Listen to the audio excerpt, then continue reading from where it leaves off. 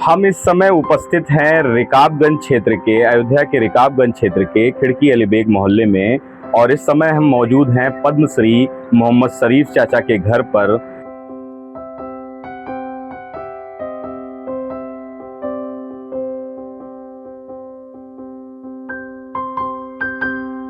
1991 में एक ऐसी घटना से जो है उनके जीवन में इतना बड़ा बदलाव हुआ कि वो समाज सेवा के ऐसे मार्ग पर चले कि उन्होंने लगभग 28,000 ऐसे शव जो लावारिस थे उनका अंतिम संस्कार कराया। उसके बाद जो है उनको पद्मश्री का जो है पुरस्कार जो है राष्ट्रपति रामनाथ कोविंद की ओर से दिया गया, जो 2021 में दिया गया। उसके बाद से हम दिखाना चाहेंगे, हम उनके आवास पर मौजूद हैं।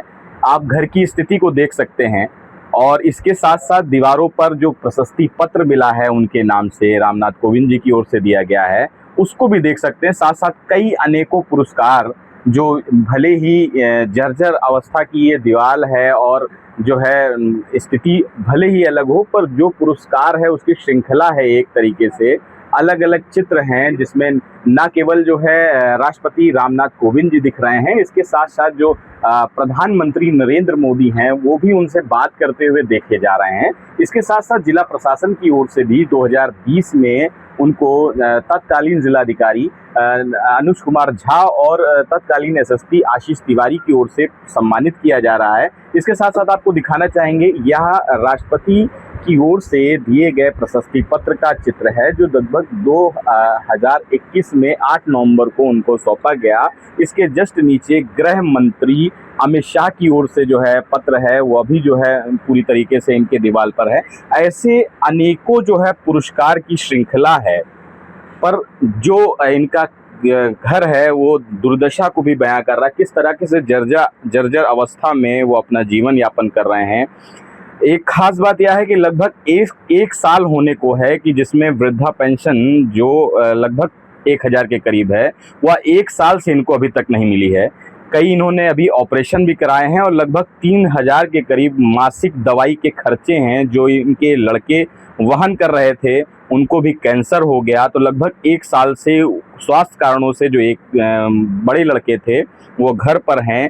एक लड़के जो छोटे हैं वो एक गाड़ी की एजेंसी में जो है टेक्नीशियन का काम कर रहे हैं। लगभग 15,000 से जो है उस पूरे घर के खर्चे का वहन कर रहे हैं। हम बात करेंगे शरीफ चाचा से, जानेंगे क्या कुछ स्थिति है और क्या कुछ उनको अब तक लाभ मिल पाया है सरकार की ओर से।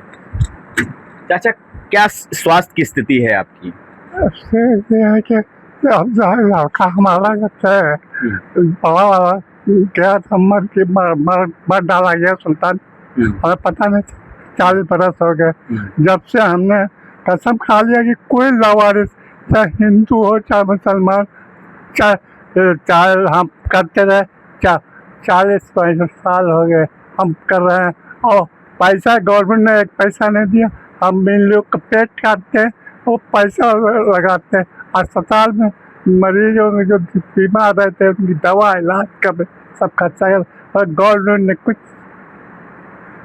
आपने अब ऑपरेशन कराया था, क्या स्थिति अब है? कैसे, कितने रुपए के महीने के खर्चे आ रहे हैं आपकी दवाई में?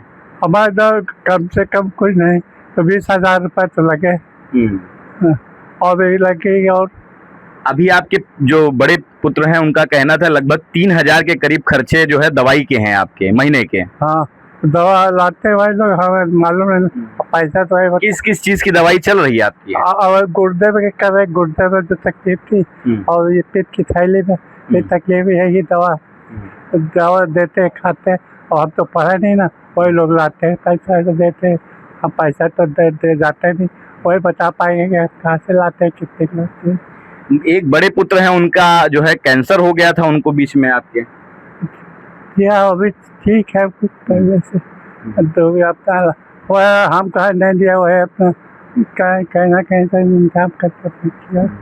सरकार से कभी कोई मांग नहीं किया, प्रयास नहीं किया? सरकार ने कुछ नहीं, सब सरकार कहा हुआ कुछ। वहाँ गए, दिल्ली गए थे और वहाँ गए, लखनऊ गए। हाँ, आपकी मीटिंग में आपको सब हो जाएगा। आपकी मीटिंग की होगी क्योंकि वहाँ बात किया, कोई प्रधानमंत्री से बात किया सब। हाँ, मीटिंग होगी आपकी तो आपके सब हो जाएगा। आप जाइए। खाली आश्वासन मिला आपको। आश्वासन कुछ एक पैसा सब ये लोगों ने। आपकी एक बेटी है जिनकी शादी नहीं हुई है, हाँ। उनका भी स्वास्थ्य कारणों से दिक्कत हो गई है। हाँ। क्या दिक्कत हुई है उनको? उनको दिक्कत कुछ नहीं, बीमारी भारी रहती, कमर में दर्द रहता है, कमर में तकलीफ बहुत, कमर में इलाज ये लोग जाने कहाँ से किसे लखनऊ गई थी, वहाँ दिखा के आए, और उसका खर्चा वर्चा ये लोग गए थे, और बता सकते हैं कितना। इतने लोग हैं घर में, कैसे खर्चा चल रहा है घर का? 2 लड़के हमारे हैं बड़े, वो वही लाते हैं, वो करता यह है कि थोड़ा जो अभी सूखा मुखा मिला हुआ है। समाज सेवा की क्या स्थिति है? कैसे अब जो है शवों का अंतिम संस्कार हो रहा है, जो लावारिस अवस्था में मिल रहे हैं उनका कैसे अंतिम संस्कार हो रहा है? हमारा लड़का है वो एक तो रक्षा का साथ दिया है, रक्षा। अब पहले जो था दफन करते थे, तब 10,000 रुपया लगता, तो अब रक्षे वाले को रखा है, तो उसे बुला के कहते हैं और उसके बाद इसे भेजते जाके, अभी जाएंगे जाके पता करेंगे कि कैलाश से, तो उल्लास से आएगी, फेंकी नहीं जाएगी, बड़ा लड़का करेगा। अच्छा, और फेंकेगी। पेंशन की क्या स्थिति है? पेंशन मिल रही है? कुछ नहीं साहब, कोई कभी पूछा भी नहीं, देखने नहीं आज तक आए, सब मालूम हो रहा है कि बीमार नहीं है, पेंशन कुछ ये इलाज से ले जाओ, पूरे से कहेंगे जाओ ले जाओ क्यों, तो हम अभी तक क्लास है, वो देखो थैले देखो थैले। मन भावुक है कि कोई मिलने नहीं आया और अभी तक कोई जो है मदद नहीं हो पा रही है। कोई नहीं साहब, पेपर पर सब निकला, कोई कहा भैया हाँ जाए मीटिंग होगी, हाँ हो जाए कह दें। प्रशासन ने कभी संपर्क नहीं किया आपको? नहीं, कुछ नहीं, बात तो बहुत किया।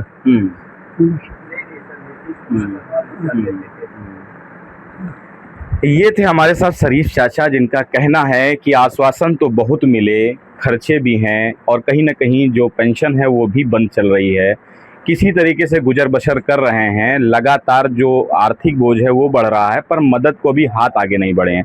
हमारे साथ बात करने के लिए उनके पुत्र जो हैं वो भी हैं, जिनको कैंसर हो गया था और कैंसर जैसी बीमारी से लड़ने के बाद अब जो है वो स्वस्थ हैं। पहले गाड़ी चलाने का काम करते थे, कुछ समय से इनके स्वास्थ्य के कारण जो है मौजूदा स्थिति में घर पर हैं। जानेंगे क्या कुछ मजबूरियां हैं, क्या कुछ परेशानियां हैं जो इनको फेस करना पड़ रहा है। जी जी, क्या नाम है आपका? मोहम्मद सगीर।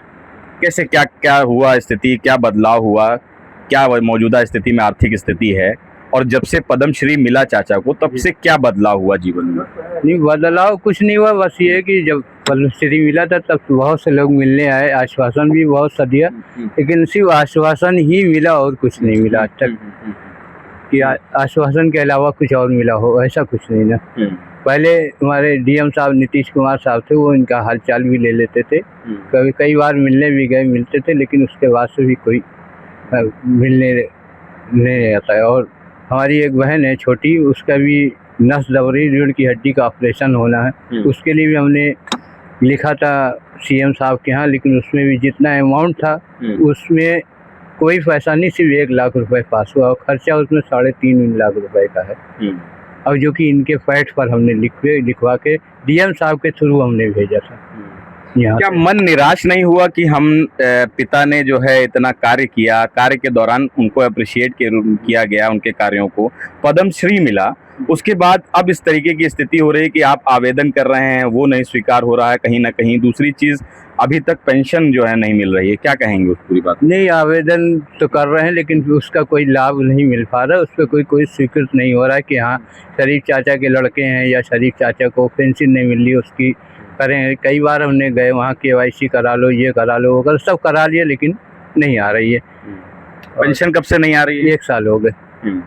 अच्छा, जैसे आप कमाने वाले थे, एक पुत्र इनके जो गाड़ी में की एजेंसी में काम करते हैं, आप ड्राइवरी का काम करते थे इस घर को चलाने में, अब क्योंकि आप स्वास्थ्य कारण से परेशान हैं और कहीं ना कहीं उस पूरे खर्चे को वहन नहीं कर पा रहे हैं, एक व्यक्ति पर बोझ है, किस तरीके से देखते हैं इसको? नहीं, बस वो छोटा भाई है, वो अपने देख कर रहा है, ये हमारे साहबजादे हैं, ये भी अपना छोड़ा मोड़ा जो कुछ काम कर लेते हैं, ये वहाँ पे ब्लैंकेट में कोई पार्सल वार्सल पहुँचाने वाला, उसमें जो कुछ भी उनको 100-200 रुपये मिल जाए रोज, इसके अलावा और कोई आमदनी का क्या जरिया कोई घर नहीं मिला क्योंकि जर्जर अवस्था में है और देख रहे हैं कि टीन शेड लगी है और टीन शेड में किसी तरह लेट बैठ रहे हैं, कैसे क्या है पूरा?